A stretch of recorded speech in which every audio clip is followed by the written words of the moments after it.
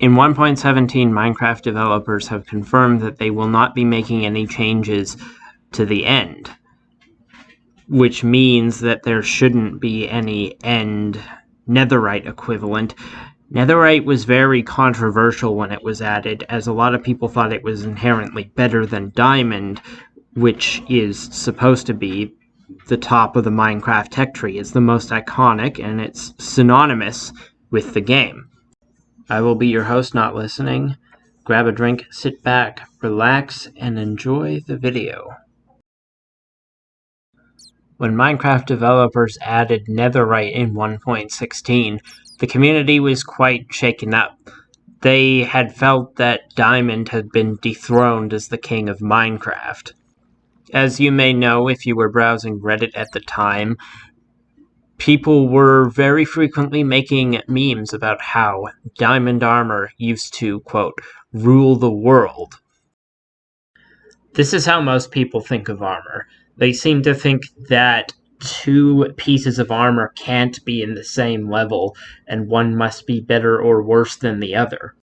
This thinking is especially hard to justify when you consider that chainmail is only better than gold by 1 point on the trousers, and that, statistically speaking, netherite and diamond are the same. Trying to keep this old and raggedy tier system going when we have things like copper and amethyst coming to the game, it doesn't really make a lot of sense when these could make some very interesting armor pieces. When you factor in enchanting, this leveling system doesn't really make a whole lot of sense, as you can usually live just as comfortably in enchanted iron armor as you can in diamond armor. I feel like armor in Minecraft is grouped into 3 major tiers, with leather, gold, and chainmail sharing the bottom, iron in the middle, and netherite and diamond at the top. In a system like this, it would be very easy to see where the end equivalent of netherite would go. We wouldn't want an end equivalent of netherite to be exactly the same as netherite, so we can't look to gold as an ingredient for making it. Fortunately, in Snapshot 20W08A, Mojang have actually given us some extra options here. So how would Enderite even work, and how do we make it different from netherite without making it more powerful? Well, if you look at the physical appearance of netherite, you can see that it's a very bulky set of armor that would probably protect you more and even make you more resistant to knockback, which is what it does in the game.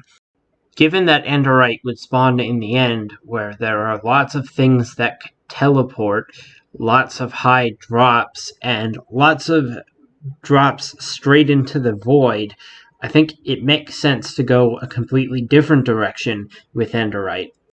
Enderite would be a lightweight armor with extra protection against kinetic energy, but less protection from actual weapons and direct damage.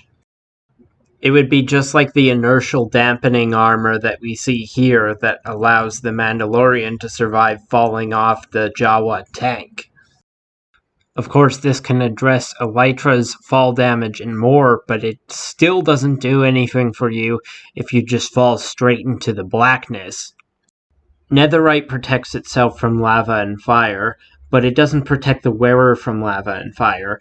Therefore, Enderite shouldn't protect the wearer from falling into the void either, but instead should spawn a chest where, at the location of your death, or at least close to it, at like Y0, spawn a chest containing your Enderite armor. As it currently stands with armor in Minecraft, Tier 1 is bustling with activity, with leather, gold, and chainmail. Tier 3 at least has a roommate with diamond and netherite sharing bunks, but at Tier 2 we have just iron, just lonely iron, all there by themselves. No one should have to be all alone, so we should give iron, amethyst, and copper to hang out with. I don't feel these two would upset the balance of the game in any way, since I would just put them in as cosmetic choices.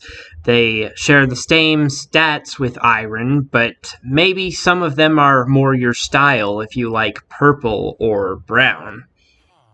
Or maybe you want to show off your dedication and how long you've owned that armor for. Well, then why don't you start walking around in a set of completely oxidized copper armor? If you've been around long enough to own a set of that, your armor stand deserves the veterans discount.